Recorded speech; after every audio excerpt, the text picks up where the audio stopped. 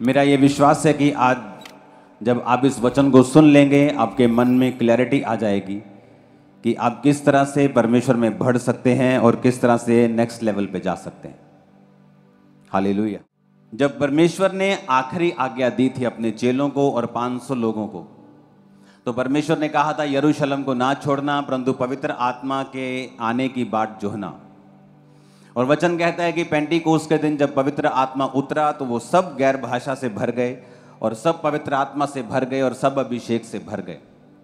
और वचन ये भी कहता है कि वो जब पवित्र आत्मा और अभिषेक से भर गए तो वो सब लोग जो थे परमेश्वर के काम करने लगे,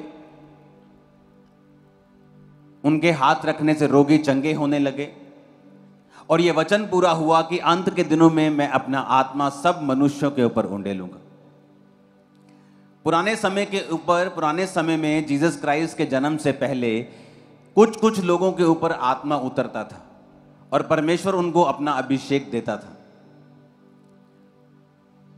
और परमेश्वर ने कहा था याजक जो मेरे अभिषिक्त होंगे ये लोगों के भार को उठाएंगे और लोगों के लिए बलि चढ़ाएंगे। और याजकों को परमेश्वर ने पवित्र रहने के लिए बोला। और वचन ये भी कहता है कि याजकों के ऊपर जो अभिषेक था उसके कारण परमेश्वर ने कहा था कि इनके जीवन में उत्तम दाख, उत्तम तेल और सब कुछ याजकों की लाइफ में जो आएगा वो उत्तम से उत्तम आएगा। मैं 10 तरह का बेस्ट जैतून का तेल मंगवाऊंगा और जो 10 में बेस्ट होगा वो मैं याजकों को दूंगा। यानी याजकों के जीवन में जो भी आशीष होगी वो सबसे उत्तम होगी, क्योंकि ये मेरे अभिषेक किए हुए हैं और ये मेरी सेवा करने वाले लोग हैं। और जब हम ये बात को जानते हैं कि परमेश्वर एक सा रहने वाला परमेश्वर है और परमेश्वर कभी बदलता नहीं, पुराने नियम में और नए नियम में वो बदला नहीं है, वो एक ही है।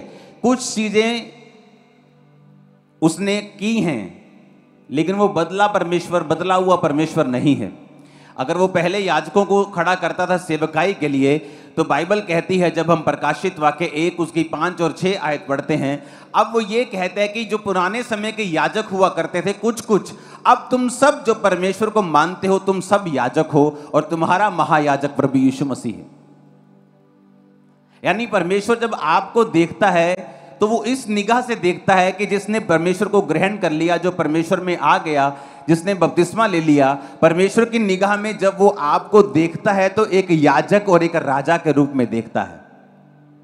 तो इसका मतलब जब याजकों को वो देखता था तो वो इस तरह से देखता था कि ये मेरे याजक हैं, इन पर मेरा अभिषेक है, अब मैं इनको उत्तम दाख, उत्तम गेहूं, उत्तम तेल, यहां तक कि जो उनकी पत्नी हुआ करती थी, उनका पार्टनर हुआ करता था, वो भी परमेश्वर बोलता था कुंवारियों में से लेना, वो पवित्रताई में से लेना, उत्तम लेना। क्यों ऐसा परमेश्वर कहते थे? क्योंकि बाइबल कहती परमेश्वर ने कहा ये मेरी सेवा करने वाले याजक हैं जिन पर मेरा अभिषेक है और मैं इनके जीवन में जो दूंगा वो सिर्फ उत्तम से उत्तम ही होगा।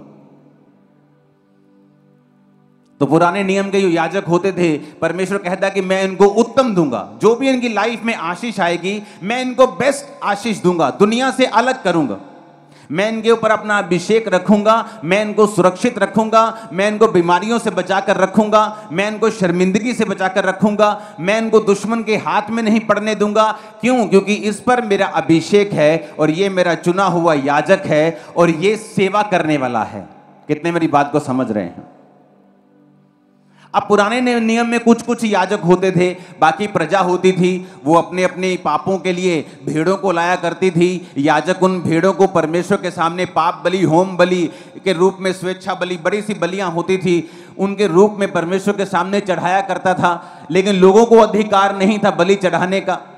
लेकिन परमेश्वर ने कहा कि जब प्रभु यीशु मसीह आ जाएंगे तो अनुग्रह आ जाएगा, ऐसा अनुग्रह आ जाएगा जो कभी कुछ लोगों पे होता था, अब वो सब पे आ जाएगा। और जो कोई परमेश्वर को ग्रहण करेगा यहोवा पिता के सामने वो याजक ठहराया जाएगा और राजा ठहराया जाएगा। यानी उसकी लाइफ में अब जो कोई आशीष आएगी वो उत्तम से उत्तम आएगी। तुम बेस्ट आशीषों के हकदार होंगे, तुम्हारी लाइफ में हर एक चीज बेस्ट होगी। ऐसा परमेश्वर देखता है आप विश्वासियों को, जब वो आपकी ओर देखता है जिसने बपतिस्मा लिया हुआ है, जो याजक है और जो परमेश्वर यीशु मसीह को अपना उद्धारकर्ता मानता है। समझ आ गई इतनी बात के नहीं? मैं आगे चलूं, ये बेस बना रहा हूं। यानी आप सोचते हैं कि जब परमेश्वर आपको देखता है तो वो क्या सोचता है? मैं आपको बता रहा हूं कि जब परमेश्वर आपको देखता है तो वो ये सोचता है कि ये मेरा याजक है और इसका मेरा अभिषेक इसके ऊपर है, तो मैं इसको इसकी लाइफ में बेस्ट दूंगा। ये परमेश्वर सोचता है आप सबके विषय में। लेकिन अब कुछ पॉइंट हम देखेंगे कि क्या हम सचमुच याजक हैं।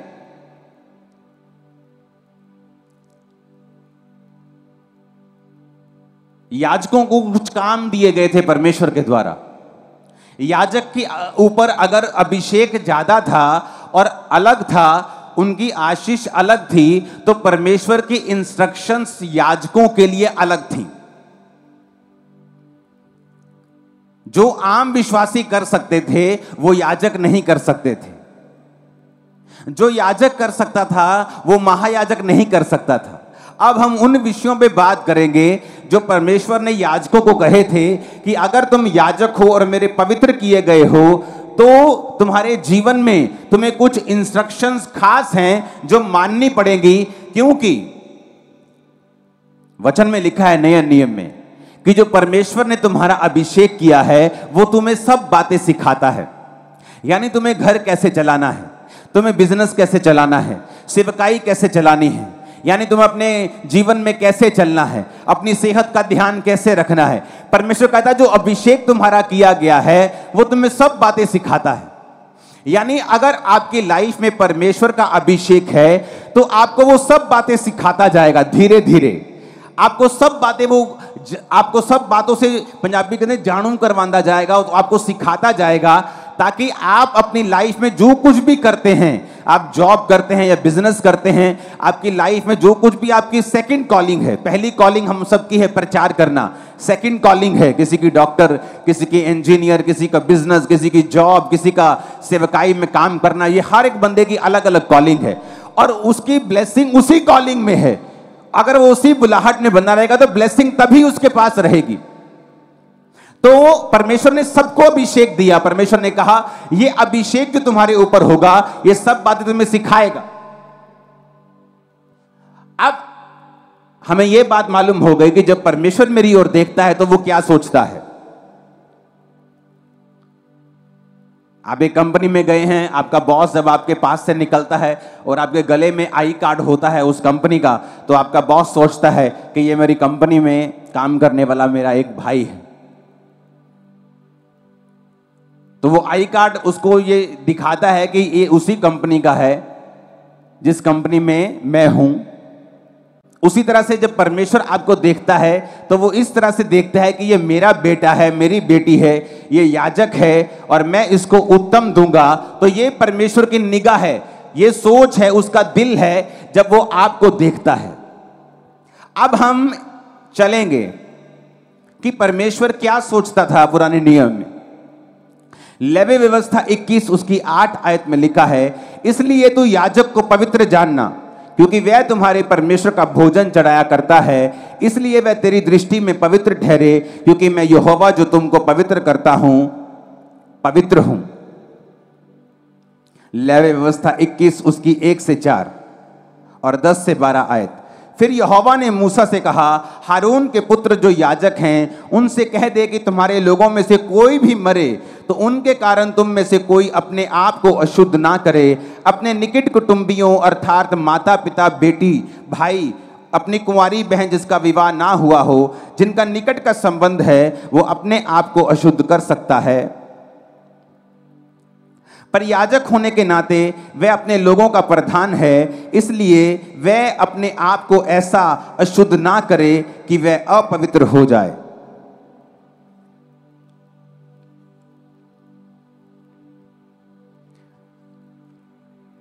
इफिसिया 2 उसकी 1 उसने तुम्हें भी जिलाया जो अपने अपराधों और पापों के कारण मरे हुए थे। अब परमेश्वर क्या कहता है याजकों को? उसने प्रजा को नहीं कहा। याजकों को पता क्या कहता है? कहता अगर तुम्हारा कोई रिश्तेदार मर जाए, तुम्हारा मामा मर जाए, भुआ मर जाए, फूफी मर जाए, फुफ्फड़ मर जाए, मासी मर जाए, अपने निकट संबंधी मर जाए, तो तुम वहां जाकर अपने आप को अशुद्ध नहीं करोगे, उसकी लोथ को नहीं छुओगे, वहां पर अपनी प्रेजेंस नहीं रखोगे। हां, अगर तुम्हारी कुंवारी बहन, तुम्हारा भाई, तुम्हारा बाप, तुम्हारी मां मर जाए तो वहां तुम जा सकते हो। यानी एक स्टैंडर्ड था याजक के लिए कि वो यहां जा सकता है और यहां नहीं जा सकता। उसी तरह से परमेश्वर ने नए नियम में लिखा है अविश्वासियों का विश्वासियों के साथ क्या मेलजोल, भेड़ का भेड़िए के साथ क्या नाता। लेकिन आज क्यों परमेश्वर उनको ऐसा कहता था? परमेश्वर कहता तुम्हारे ऊपर अभिषेक है। जब तुम्हारे ऊपर अभिषेक है तो तुम ऐसा नहीं कर सकते जैसा आम लोग कर रहे हैं, नहीं तो ये अभिषेक जो तुम्हारे ऊपर है ये अशुद्ध हो जाएगा। इस सबोपदेशक 10 उसकी 1 में लिखा है मरी हुई मक्खियों के कारण गंधी का तेल सड़ने और बसाने लगता है और थोड़ी सी मूर्खता बुद्धि और प्रतिष्ठा को घटा देती है। परमेश्वर ने क्या कहा कि थोड़ी सी मूर्खता के कारण, मरी हुई मक्खियों के कारण गंधी का तेल, एक सुंदर, एक अभिषिक्त, एक सुगंधित तेल भी सड़ने लगता है और बसाने लगता है। मरी हुई मक्खियां पाप को दर्शाती हैं, पाप के परिणाम को दर्शाती हैं, मरे हुए कामों को दर्शाती हैं। तो परमेश्वर ने कहा याजक अपने आप को अपवित्र नहीं करेंगे क्योंकि इन पर मेरा अभिषेक है। उसी अभिषेक के कारण इन पर बेस्ट आ रहा है, बेस्ट तेल, बेस्ट दाग, बेस्ट जीवन, बेस्ट सब कुछ, बेस्ट सुरक्षा, ब्लेसिंग, हीलिंग, डिलीवरेंस इन पे आ रहा है। तो परमेश्वर ने नए नियम में क्या कहा?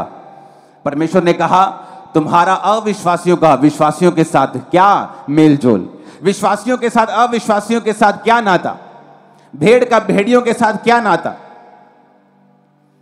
लेकिन आज अगर आपको कोई ऐसा लड़की या लड़का पसंद आ जाए जो अविश्वासी हो, आप झट उसके साथ शादी करने के लिए तैयार हो जाते हैं, ये सोच के कि कल को ये क्रिश्चियन बन जाएगा, कल को ये मसीह में आ जाएगा। क्यों? क्योंकि आपको ये पता नहीं है कि आपको अपने अभिषेक को संभाल के रखना है। अगर आप अपने अभिषेक को संभाल के नहीं रखते और उसे गंदा होने देते हैं, गंधी का तेल सड़ने और बसाने लगता है मरी हुई मक्खियों के कारण। कि जो तेल आपके अंदर है, जो अभिषेक आपके अंदर है, वो तो सुगंधित है, वो इतनी सुगंधित है कि वो सब चीजों को अपनी ओर खींचेगा। वो उत्तम दाग को, उत्तम जॉब को, उत्तम ब्लेसिंग को, उत्तम बिजनेस को, उत्तम चीजों को अपनी ओर लेके आएगा। लेकिन मरी हुई मक्खियों के कारण, कि तुम्हारे काम मरे हुए हैं, तुम्हारे पापों के कारण, तुम्हारी ब्लू फिल्में देखने के कारण, तुम्हारे ध्यान ना रखने के कारण कि क्या ये काम मेरे अभिषेक को खराब कर सकता है। परमेश्वर ने कहा याजकों को कि तुम्हें उत्तम तो मैं दूंगा, लेकिन तुम्हें अब वैसा नहीं करना पड़ेगा जैसे लोग कर सकते हैं। अब तुम आम लोगों में नहीं जा सकते, तुम मरे हुए लोगों में नहीं जा सकते। तो क्या हम मरे हुए लोगों में नहीं फिरते? हमें मालूम है कि मेरा एक फ्रेंड जो क्रिश्चियन है, ये आत्मा में मरा हुआ व्यक्ति है, ये पाप करने वाला व्यक्ति है, ये व्यभिचार करने वाला व्यक्ति है, शराब पीने वाला व्यक्ति है, तो भी मेरे साथ उसका संबंध मैं छोड़ता नहीं हूं। इसका मतलब क्या है कि मुझे अपने अभिषेक की कोई भी परवाह नहीं है। पुराने नियम में परमेश्वर ने कहा था जो मरा हुआ है उसके पास मत जाना, लेकिन आज नए नियम में परमेश्वर कहता है जो आत्मिक रूप से मरा हुआ है उसका तुम्हारे साथ क्या लेना देना।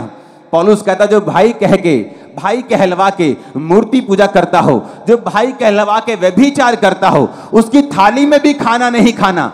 लेकिन तुमको क्या लगता है? लेकिन तुमको भाई बंधु पूना ज्यादा अच्छा लगता है। जो व्यक्ति व्यभिचार में गिर गया, पाप कर गया, तुम्हें लगता है कि नहीं वो छोटी मोटी बात है, तुम उसके साथ अपना संबंध पूरी तरह से कायम रखते हो, अपनी दोस्ती कायम रखते हो, क्योंकि वो तुम्हारी फ्रेंड रही है, तुम्हारी दोस्त रही है। तो परमेश्वर ने कहा तुम परमेश्वर के वचन को पूरा नहीं कर रहे हो, तुम उसके वचन के प्रति सीरियस नहीं हो। पुराने नियम में तुम उस मुर्दे के प्रति नहीं जा सकते, मुर्दे के पास नहीं जा सकते। नए नियम में क्या कर सकते हो? तुम उस व्यक्ति को प्रचार कर सकते हो कि तुमने गलत किया, तुम ये पाप कर रहे हो, तुम ये गलत काम छोड़ दो। इतना ही संबंध तुम उसके साथ रख सकते हो। परमेश्वर ने कहा उसके साथ खाना नहीं खा सकते, उसके साथ संगति नहीं कर सकते, उसके साथ घूम फिर नहीं सकते, क्योंकि अविश्वासी का विश्वासी के साथ या मरे हुओं का जीवितों के साथ क्या संबंध है। लेकिन आज हमें अपने अभिषेक की परवाह नहीं है, क्योंकि हम अंधे हो चुके हैं। हमें यह मालूम नहीं कि यही वो अभिषेक है जिसके कारण परमेश्वर अपनी बरकतें देता है। आज बहुत से लोग सेवकाई में बरकत को मांगते हैं, क्यों नहीं मिलती? वही सेवकाई स्टक हुई पड़ी, अड़ी हुई, क्यों? क्योंकि अभिषेक में नहीं बढ़ते।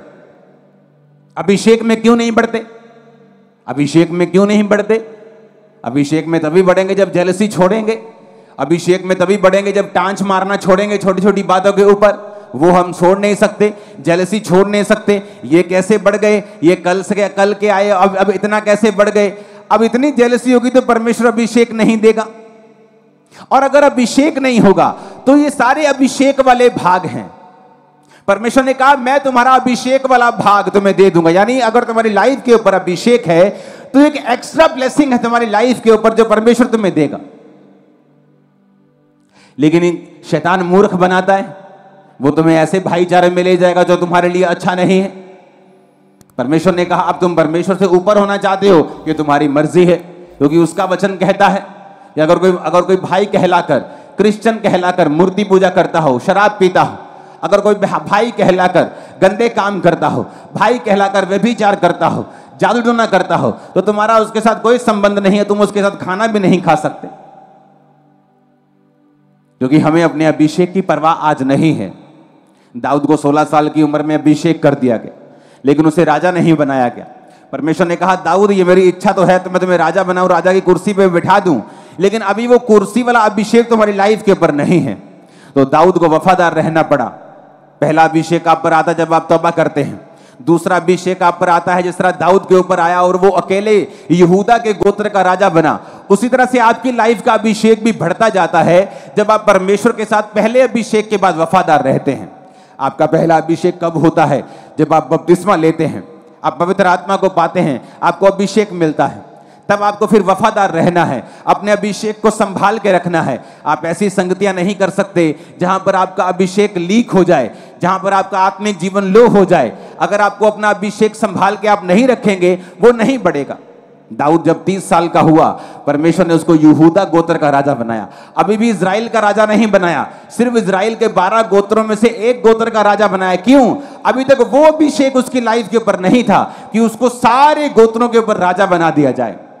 वो 30 से जब 37 साल का हुआ तो बाइबल कहती फिर परमेश्वर ने उसे पूरे इजराइल का राजा बनाया।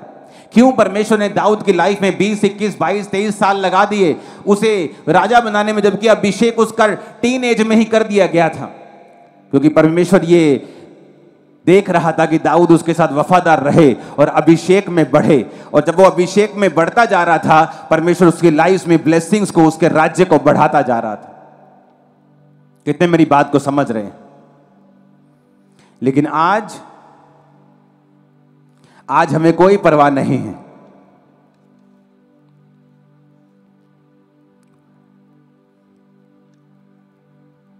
क्या आज हमें परवाह है इस चीज की कि क्या हमारा अभिषेक हमारी संगति से खराब हो रहा है?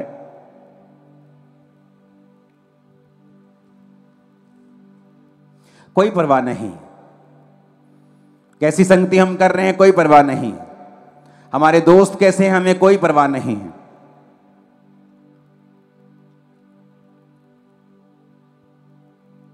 अगर आपको याजक परमेश्वर कहता है तो उसकी जिम्मेवारियां भी परमेश्वर ने रखी हैं। वो कहता है याजक को मैं बेस्ट दूंगा, तुम्हें मांगने की जरूरत नहीं। परमेश्वर कहता है मैं बेस्ट दूंगा, दाख, तेल, लाइफ पार्टनर, एवरीथिंग तुझे बेस्ट दूंगा, किसी चीज की कमी तुम्हारी लाइफ में नहीं आने दूंगा। पर याजकों को वो क्या कहता है? कहता तुम फिर दुनिया से अलग जियोगे, जैसे तुम्हारा दोस्त जीता है तुम भी वैसा जीना चाहते हो, तो तुम्हारे ऊपर याजक का अभिषेक नहीं रहेगा। जब अभिषेक नहीं रहेगा तो वो ब्लेसिंग्स, वो सुरक्षा, वो परमेश्वर का स्पेशल फेवर भी तुम्हारी लाइफ के ऊपर नहीं रहेगा।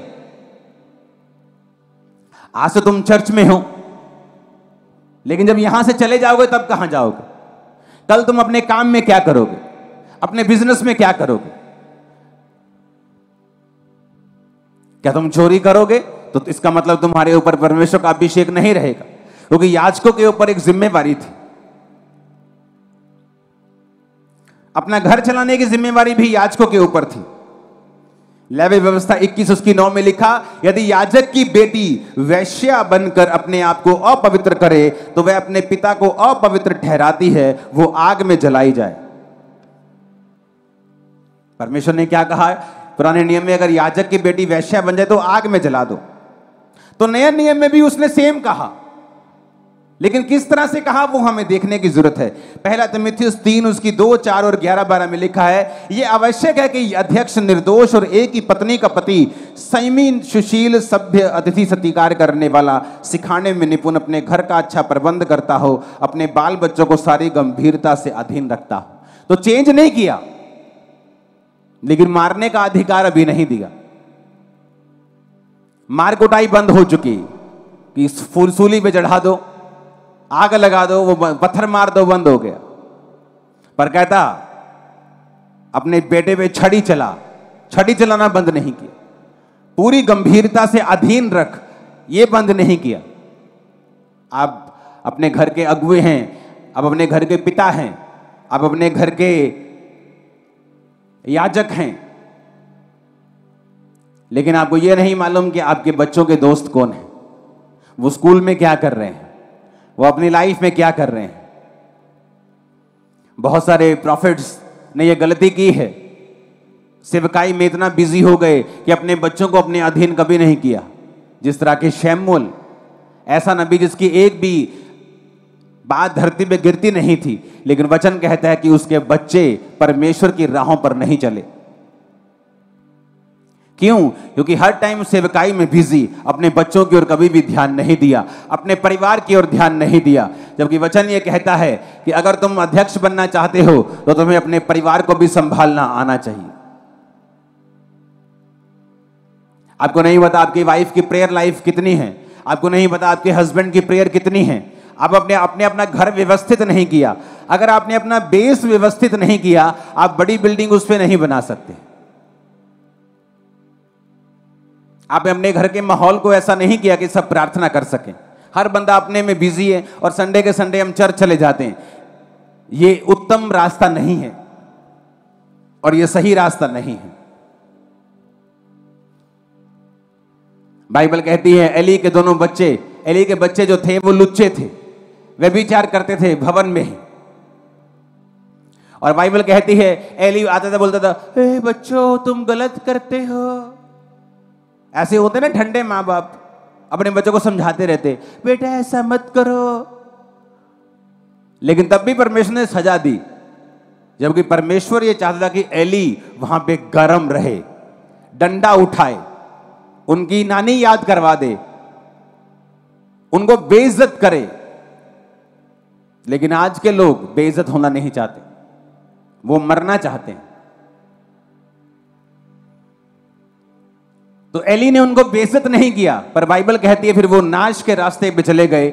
और एक दिन संदूक उठा लिया गया, जब हमला हुआ और दोनों बच्चे एक ही दिन में मर गए। और जब एली को यह समाचार मिला, वो भारा था, कुर्सी पे बैठा हुआ था, तोंद निकली हुई थी, बहुत भारी था। जब उसने समाचार सुना, झटका लगा और वो भी गिरा, और भारी होने के कारण गर्दन के भार गिरा और गर्दन के मणके टूट गए और वहीं पे वो मर गया।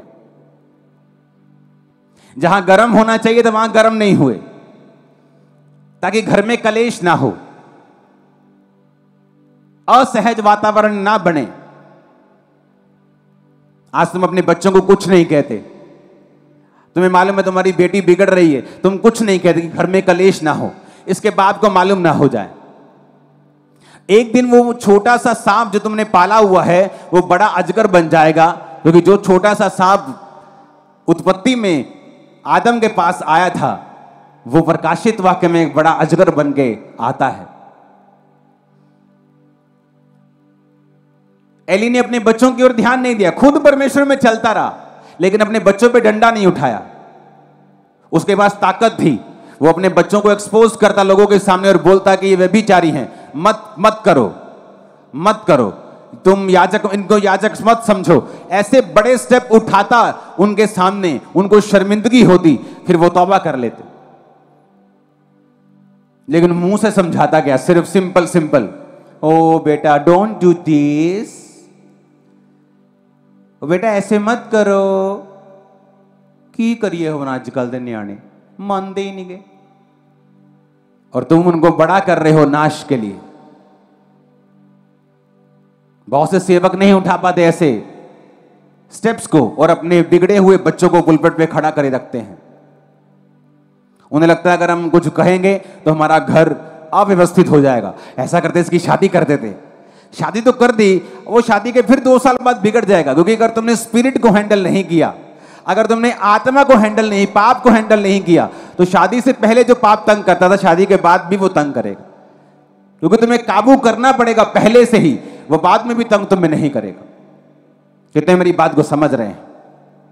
तो याजक अगर बनना है तो याजकों की जिम्मेवारी भी देखो परमेश्वर ने कैसी रखी है। याजकों की बेटियों को पवित्र होना था, याजकों के बेटों को पवित्र होना था। याजक को जिम्मेवारी निभानी थी कि वो अपने बच्चों को, अपने बाल बच्चों को गंभीरता के साथ अधीनगी में रखे और परमेश्वर में चलाए। क्यों परमेश्वर अब्राहम से खुश था? क्यों परमेश्वर बोलता था? जब 3 दूत अब्राहम के पास आए और उन्होंने खाना खाया, उनमें से 2 दूत थे और एक यहोवा परमेश्वर था। जब बाइबल कहती है वो सदोम और अमोरा की ओर चले उनको नाश करने के लिए, तो जो एक दूत यहोवा परमेश्वर था, तो वो अपने मन में सोचने लगा कि जो मैं करने वाला हूं, क्या मैं अपने दोस्त अब्राहम से छुपा के रखूं? क्योंकि ये अपने घराने को आज्ञा देगा कि मेरे बाद तुम परमेश्वर में अटल चलते रहोगे। आज्ञा देगा, कमांड करेगा, विल बनाएगा। मेरे बाद अगर मेरे बच्चे यहोवा में चलते हैं तो सारी प्रॉपर्टी के मालिक हैं, नहीं तो ये सारी प्रॉपर्टी सब में बांट दी जाए। ऐसी विल, ऐसी कमांड, ऐसी पावर अपने घराने के ऊपर कि बेटा ये सही रास्ता है, तुम्हें यहोवा में चलना है, मुड़ना रास्ता नहीं है, नहीं तो मैं तेरा बाप नहीं हूं। लेकिन नहीं, आज के विश्वासी ऐसे कदम नहीं उठा सकते और वो धीरे धीरे अपने बच्चों को नाश होता हुआ देखते हैं। पहले बिगड़ता हुआ देखते हैं, फिर नाश होता हुआ देखते हैं, फिर शैतान के हाथों में देखते हैं, फिर इस धरती के ऊपर उन्हें दुख भोगता हुआ देखते हैं, फिर परमेश्वर के सामने प्रार्थना करते हो परमेश्वर। फिर परमेश्वर कहता है तुझे मेरा वचन सुनाई नहीं दिया था जब मैं बोल रहा था? तुझे ये मालूम नहीं कि मैं ही वचन हूं, वचन ही मैं हूं? जब मैं वचन के जरिए तुमसे बात कर रहा था तुम्हें सुनाई नहीं दिया था? तब तुम्हें एक्शन लेना चाहिए था, स्टैंड लेना चाहिए था, फास्टिंग करनी चाहिए थी, प्रार्थना करनी चाहिए थी, प्रेम भी करना चाहिए था अपने बच्चों से अधिक, ताकि तुम उन्हें बदल सको और मुझ में ला सको। तो अगर तुम्हें याजक बनना है तो तुम्हारे ऊपर एक जिम्मेवारी भी है जो परमेश्वर दिखाता है। ऊंची आवाज में हालेलुया बोलो। अगर तुम याजक हो तो तुम वो नहीं कर सकते जो दुनिया कर सकती है। अगर तुम याजक हो और तुम ये मानते हो कि मैं याजक हूं, मेरे ऊपर परमेश्वर का अभिषेक है, तो फिर तुम वो नहीं कर सकते जो दुनिया करती। पवित्र आत्मा से भरने के बाद, पवित्र आत्मा की गहरी उपस्थिति को लेने के बाद, बहुत गहरी उपस्थिति 2004 से मैंने पवित्र आत्मा की देखी है अपनी लाइफ में। और एक दिन मेरे रिश्तेदार की शादी थी, मेरे क्लोज रिश्तेदार की। पवित्र आत्मा पाने के बाद, बपतिस्मा पाने के बाद ले हैंड कर रहा था लोगों के ऊपर, प्रार्थना कर रहा था लोगों के ऊपर और गैर भाषा बोलता था, आत्मा में बढ़ रहा था। बड़ी गहरी उपस्थिति परमेश्वर की मेरे साथ थी और मैं उस शादी में चला गया क्योंकि वो बहुत क्लोज था। मुझे शैतान ने डराया, अगर तू लोगों की शादी में नहीं जाएगा तो तेरी शादी में कौन आएगा, तेरे रिश्तेदार तुझसे अलग हो जाएंगे। तो मैं चला गया शादी के ऊपर और वहाँ पे संसारिक गाने बज रहे थे, वो शराबी, वो नचारी, वो कोका शोका सब बज रहे थे और मैं भी उन गानों के ऊपर डांस कर रहा था, क्योंकि सब मेरे भाई डांस कर रहे थे, मेरी बहनें डांस कर रही थी, सब डांस कर रहे थे रिश्तेदार, तो मैं भी नाच रहा था। लेकिन अंदर पवित्र आत्मा के साथ मैं दुखी हो रहा था और अंदर से मैं बुझ रहा था और पवित्र आत्मा शोकित हो रहा था अंदर से। और मैंने ज़्यादा डांस नहीं किया, जस्ट 5-7 मिनट किया होगा। मैं साइड पे आया और मैंने सोचा कि क्या मैं ये सही कर रहा हूँ, क्योंकि मुझे अच्छा फील नहीं हो रहा था। मुझे मालूम था कि मैं अलग किया गया हूँ, मैं इन लोगों के जैसा नहीं हूँ, मैं अभिषिक्त हूँ, परमेश्वर ने मेरा अभिषेक किया है, मैं परमेश्वर की सेवकाई कर रहा हूँ। उस दिन से मैंने पवित्र आत्मा को, पवित्र आत्मा, लोग नाराज हों, रिश्तेदार नाराज हों, आज के बाद मैं किसी गाने के ऊपर डांस नहीं करूंगा, चाहे वो किसी भी रिश्तेदार का। वहां से आ गया मैं, और मैं आपको सच बताता हूं, वो सब नाचने वाले आज दुखी हैं अपनी लाइफ, और मेरा सुख आसमान तक पहुंच चुका है। क्योंकि मैंने ये फैसला किया था कि मैं अपने अभिषेक को खराब होने नहीं दूंगा। मैं ये डांस करके, मैं ये इन्हीं ड्रिंक चल रही है, डांस चल रहा है, मैं ये काम करके मैं कैसे अपने आप को याजक खड़ा बना सकता हूं? जब परमेश्वर कहता है याजक, तुम याजक हो, तो तुम अपनी भुआ के मरने पे नहीं जा सकते हो। तो परमेश्वर इतनी गहरी इंस्ट्रक्शंस इनको देता था। तो परमेश्वर आज भी याजकों को कहता है तुम लोगों को कि तुम अविश्वासियों के साथ तुम्हारा क्या मेल जोल, तुम उनको प्रचार करो, तुम उनके लिए प्रार्थना करो, तुम उनके लिए हेल्प करो, तुम उनको उनसे तसल्ली करो, उनको गले लगाओ, उनको प्यार करो, लेकिन उनके जैसे काम, उनके जैसे संगति, उनके जैसे बीच में रह के उनको प्रसन्न करने का प्रयत्न नहीं कर सकते तुम लोग। तो मैंने अपने आप को अलग किया। मुझे मसीह में आए शायद सिर्फ 1 साल हुआ होगा। तब मैं वचन को जल्दी समझता था। जब मुझे मालूम हुआ था कि मुझे बपतिस्मा लेना है, कि बपतिस्मा नाम की कुछ चीज होती है, तो मैं अपने पास्टर को बोलता था, वो पास्टर नहीं थे, जस्ट सेवा करने वाले लोग थे, तो मैं बोलता था जल्दी बपतिस्मा दो। बोलते थे पास्टर देंगे, जब पास्टर इकट्ठे हो जाएंगे 20-30 लोग तो पास्टर बैप्टिज्म देंगे। तो उस पास्टर से जब मेरा बपतिस्मा हुआ, जब 20-30 लोग इकट्ठे हुए, वो भी 1-1.5 महीने बाद, जबकि मुझे जब बपतिस्मे के बारे में मालूम हुआ था, मैंने कहा था जल्दी जल्दी मुझे बपतिस्मा दे दो। और आज लोग 6-6 महीने, 1-1 साल सोचते रहते हैं कि मैं बपतिस्मा लूं या ना लूं। क्या सोचते रहते हो कि मुझे पाप करना है, मैं अभी पाप करूंगा, मैं साफ नहीं हूं? अगर तुम्हें साफ होकर ही परमेश्वर के पास आना है तो उसमें परमेश्वर की क्या बड़ाई है? बाइबल कहती है वो तुम आओ, परमेश्वर तुम्हें साफ करेगा। तुम ये नहीं सोच सकते कि मैं बपतिस्मा तब लूंगा जब मैं साफ हो जाऊंगा। तुम ये नहीं सोच सकते कि जब मुझे आवाज आएगी। कौन सी आवाज? परमेश्वर तो आवाज दे चुका है बाइबल में कि तुम में से सब लोग बाप बेटा पवित्र आत्मा के नाम से बपतिस्मा ले और परमेश्वर को ग्रहण करें। अब कौन सी आवाज की उड़ीक कर रहे हो? नहीं, मैंने फलाने टाइम पे एक नाम लिया हुआ है। बाइबल कहती है जब तुमने परमेश्वर को जान लिया, पुरानी बातें बीत गई, तुमने वो लिया कि परमेश्वर को जान सको। अब जब तुमने परमेश्वर को जान लिया कि जीसस क्राइस्ट मेरा असली, ओरिजिनल, ऑथेंटिक, सच्चा परमेश्वर है, अब यीशु मसीह के पीछे आने का टाइम हो चुका है। अब परमेश्वर को फॉलो करने का टाइम हो चुका है। आमीन। लेकिन अभी भी सोचते हैं, इसका मतलब अभी भी पाप का बीज तुम में है।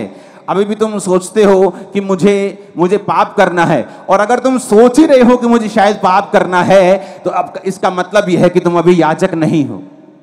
और अगर याजक नहीं हो, अभिषेक नहीं है, तो वैसी ब्लेसिंग्स तुम्हारी लाइफ के ऊपर नहीं है। कितने आज इन वचन को समझ रहे हैं? अभिषेक के कारण जुआ नाश होगा। अभिषेक वाला भाग यानी एक्स्ट्रा भाग,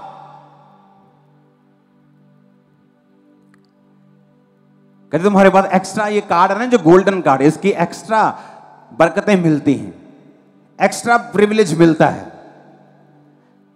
परमेश्वर ने कहा जो अभिषेक वाला भाग होगा यानी एक्स्ट्रा, मैं तुम्हें वो दूंगा, एक्स्ट्रा दूंगा लोगों से, क्योंकि तुम्हारा अभिषेक वाला भाग है। और वचन कहता है कि मरी हुई मक्खियों के कारण गंधी का तेल सड़ने और बसाने लगता है। पाप के कारण तुम्हारा अभिषेक जो है वो खत्म होने लगता है, कम होने लगता है। गलत संगति के कारण तुम्हारा अभिषेक कम होने लगता है। परमेश्वर ने कहा याजकों को कि तुम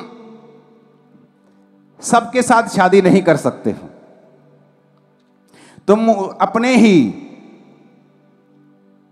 दायरे में रह के, अपने ही कुलों में रह के किसी पवित्र के साथ शादी कर सकते हो। तुम किसी वैश्या के साथ शादी नहीं कर सकते हो।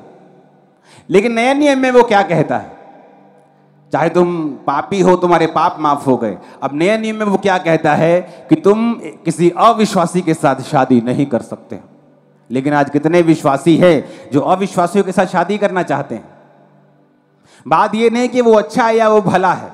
बात ये नहीं कि वो आज आपका फियांसे कह रहा है कि मैं चर्च में चला जाया करूंगा, मुझे कोई प्रॉब्लम नहीं।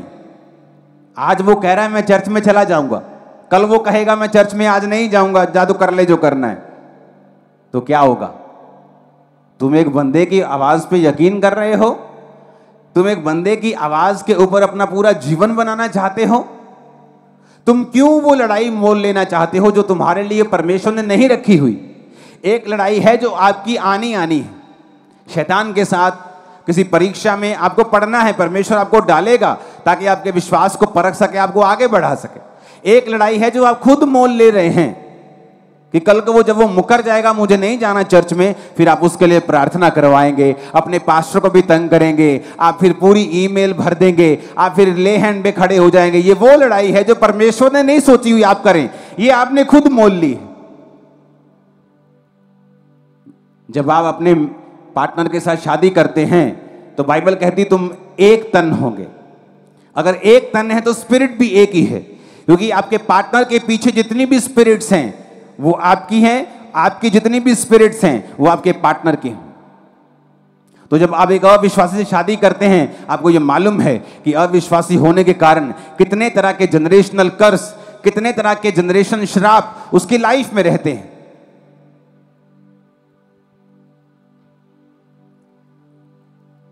तो जब आप उससे शादी कर रहे हैं, आप उन आत्माओं के साथ भी शादी कर रहे हैं। जब आप किसी के साथ व्यभिचार करते हैं, आप उसकी स्पिरिट के साथ बंध जाते हैं। चाहे आप तौबा भी कर लें, लेकिन लास्ट तक आपको वो स्पिरिट उठानी पड़ती है आपके कंधों के ऊपर। नहीं तो यकीन नहीं तो दाऊद को पढ़ लो, वो माफ कर दिया गया, लेकिन वो तलवार की स्पिरिट उसके बच्चों को उसकी जिंदगी के अंतिम दिनों तक उसने छोड़ा नहीं। इसलिए वचन कहता है कि जो पाप तुम करते हो दूसरे, वो देह से बाहर हैं, लेकिन जो पाप तुम व्यभिचार का करते हो वो डबल पाप है, तुम्हारी देह के विरुद्ध भी है, तुम्हारी आत्मा के विरुद्ध भी है। कितने इन बातों को समझ रहे हैं? तो वचन कहता है कि परमेश्वर ने ये सब चीजें हमें लिख कर दी हैं और हमें अपना अभिषेक संभालने के लिए हमें अलग टाइम में रहना है। हमारी बाउंड्रीज हैं, हमें एक बाउंड्रीज में रहना है ताकि हम अपने अभिषेक को बचा के रखें, क्योंकि जो लोगों की लाइफ में नहीं है परमेश्वर ने आपको दिया है। वो अभिषेक आपका है। उसने कहा मैं पवित्र हूं, तो तू पवित्र बन। पवित्रताई के बिना कोई मुझे देख नहीं पाएगा। अगर वो अभिषेक हमारी लाइफ में होगा, वो सब चीजों को हमारी लाइफ में खींच के लेके आएगा। और ये एक दिन का काम नहीं है। अभिषेक का मतलब है टू रब, किसी चीज पर रगड़ना। एक खुशबूदार चीज को आप अपने शरीर पर एक दिन रगड़ेंगे तो उसकी स्मेल 2 दिन नहीं जाती। तो अगर आप रोज रगड़ते जाएंगे, रोज रगड़ते जाएंगे, रोज रगड़ते जाएंगे, रोज रोज रोज, तो वो आपके शरीर का एक हिस्सा बन जाएगा। लेकिन जब आप गंदगी में जाएंगे, मिट्टी में जाएंगे, लोटपोट हो जाएंगे, तो उसकी स्मेल थोड़ी धीमी हो जाएगी। फिर आपको नहाना पड़ेगा, फिर आपको मलना पड़ेगा उस स्मेल को वापस पाने के लिए। उसी तरह से अभिषेक है।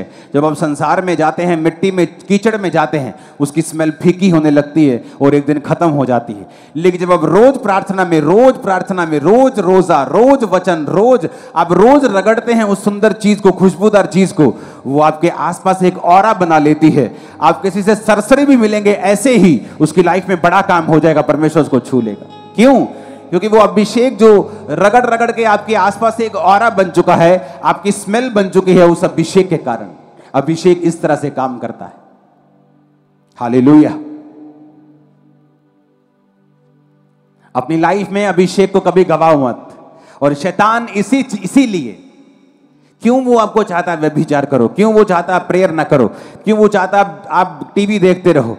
उसे मालूम है कि अगर ये प्रेयर में बैठेगा तो ये अभिषेक होगा। अगर ये अभिषेक से रोज अपने आप को रगड़ेगा तो अभिषेक इसके अंदर आता जाएगा। जब अभिषेक आएगा तो ब्लेसिंग्स आएंगी।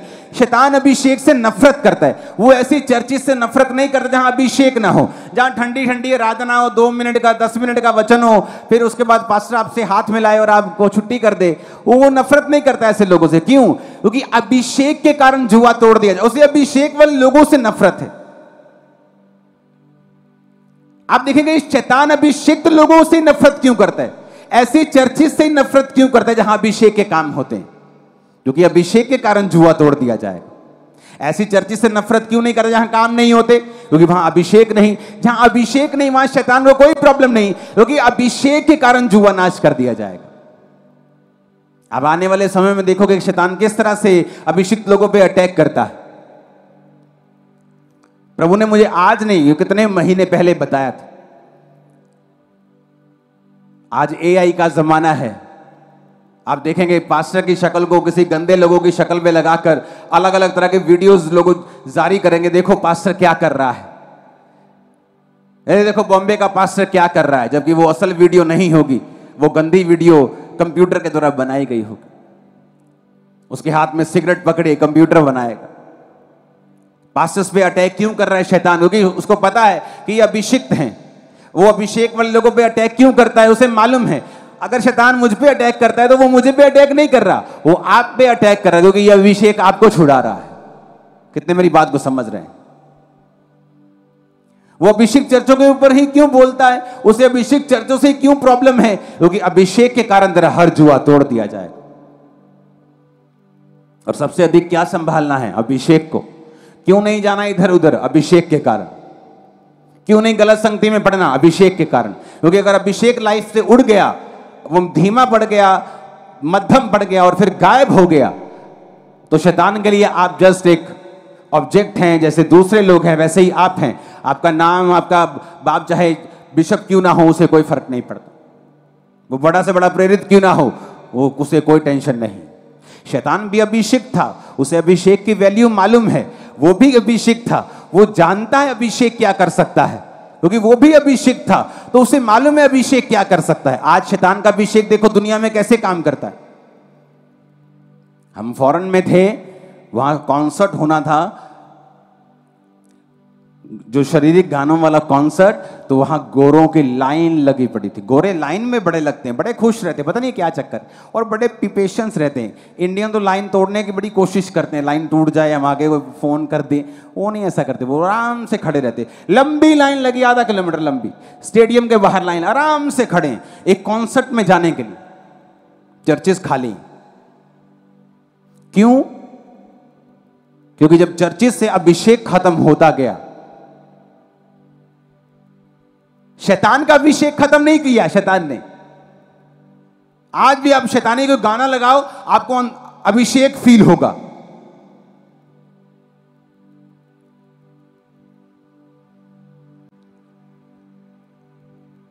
और बुढ़ी माई जिसके गोडे दर्द करते हैं ना, जब वो कभी मैं गीत लगा ही मेरा दिल करे मैं नचा, वो क्या है? अभिषेक। क्या है वो? किसका? शैतान का भी अभिषेक है, उसने गवाया नहीं है, शैतान गिराया गया है, अभिषेक उसे छीना नहीं परमेश्वर ने। तो फॉरेन में क्या हुआ? चर्चिस में से अभिषेक खत्म होता गया तो लोग खत्म होते गए। नहीं तो फॉरेन में क्या होता था कि हर गली के बाहर एक चर्च थी, और अभिषिक्त लोग, जो पौलुस की जनरेशन के सिखाए हुए लोग आगे बढ़ते थे, अभिषेक से बढ़ते थे, और दुनिया पे राज किया उन लोगों ने। धीरे धीरे अभिषेक खत्म होता गया, दुनियावी चीजें बढ़ती गई।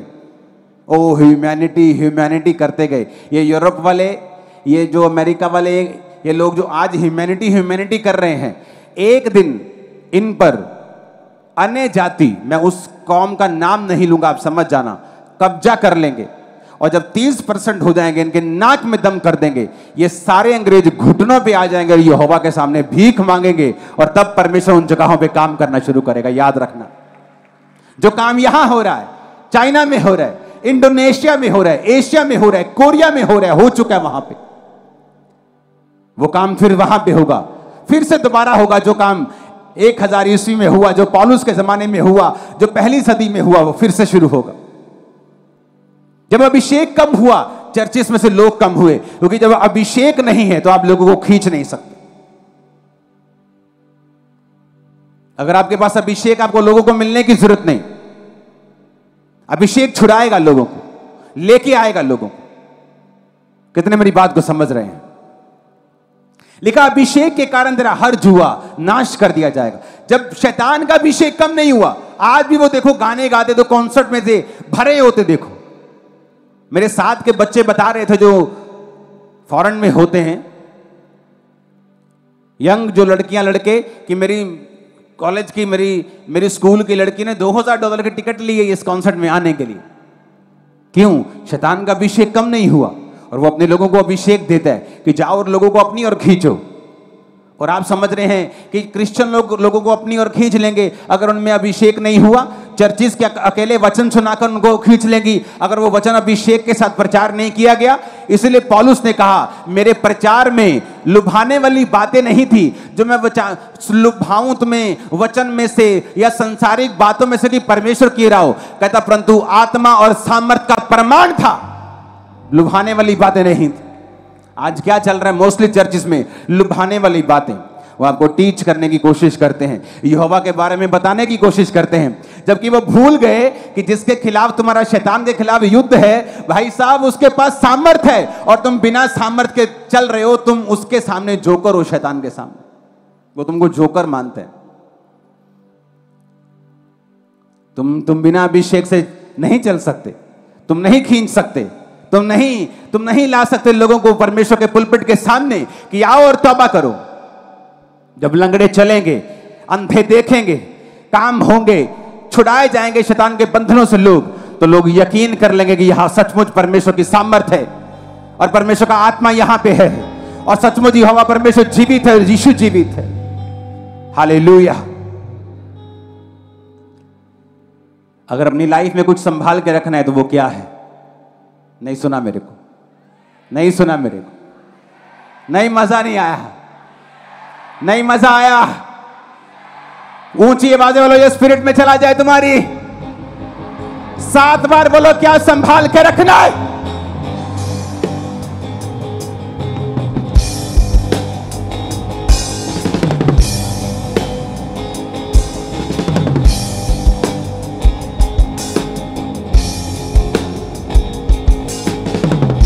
हालेलुया। ऊंची आवाज में हालेलुया बोलो और शैतान गिर जाएगा तुम्हारे घरों से। लेब्रो सोथा लाबारा मना संदना मजना के शैतान गिर जाएगा तुम्हारे फाइनेंस पर से। ऊंची आवाज में हालेलुया बोलो वो गिर जाएगा तुम्हारे बच्चों की लाइफ पर से।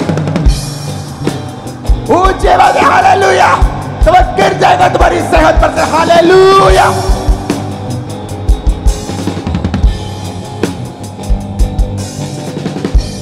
वो गिर जाएगा तुम्हारे घरों से। 7 बार बोलो हालेलुया। तुम एक बड़ी न्यूज को पाओगे जो तुम वेट कर रहे हो।